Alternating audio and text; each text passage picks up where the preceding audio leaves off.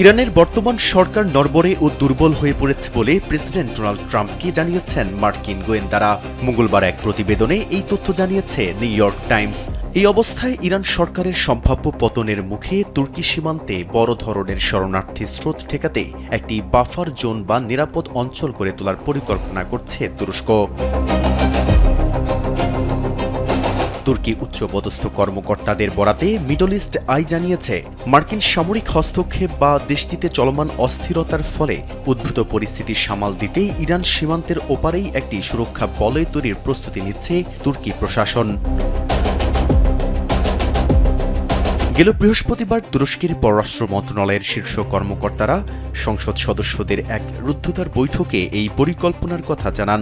বৈঠকে অংশ নেওয়া কর্মকর্তাদের সূত্রে জানা গেছে, তুরস্ক সরকার কোনোভাবেই নতুন করে শরণার্থী ঢেউ নিজেদের ভূখণ্ডে প্রবেশ করতে দিতে চায় না। এর পরিবর্তে ইরান সীমান্তের ভেতরেই সম্ভাব্য শরণার্থীদের রাখার ব্যবস্থা করা হতে পারে।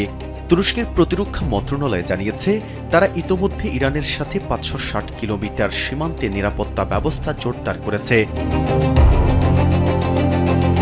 ড্রোন, নজরদারি টাওয়ার এবং শত শত কিলোমিটার দীর্ঘ কংক্রিটের দেয়াল ও প্রতিরক্ষা খাতের মাধ্যমে সীমান্ত এলাকাকে সার্বক্ষণিক পর্যবেক্ষণে রাখা হচ্ছে। ইরানের টালমাটাল পরিস্থিতি যুক্তরাষ্ট্র মধ্যপ্রাচ্যে তাদের সামরিক শক্তি বৃদ্ধি করছে। রণতরী এবং বিমান প্রতিরক্ষা ব্যবস্থাও মোতায়েন করা হয়েছে। ট্রাম্প প্রশাসন বিক্ষোভকারীদের উপর হামলার জন্য দায়ী তেহরানের উচ্চপদস্থ কর্মকর্তাদের লক্ষ্য করে নিখুঁত হামলার পরিকল্পনা করছে বলেও জানিয়েছে আন্তর্জাতিক গণমাধ্যম।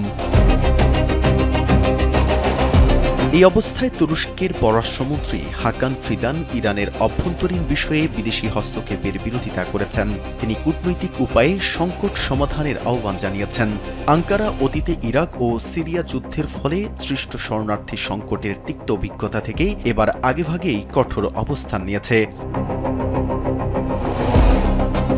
বিশ্লেষকরা মনে করছেন, ইসরায়েল ও ইরানের মধ্যে পূর্ণমাত্রার যুদ্ধ বা ইরানে ক্ষমতার পালাবদল ঘটলে কয়েক লক্ষ শরণার্থী তুরস্কের দিকে ধেয়ে আসতে পারে।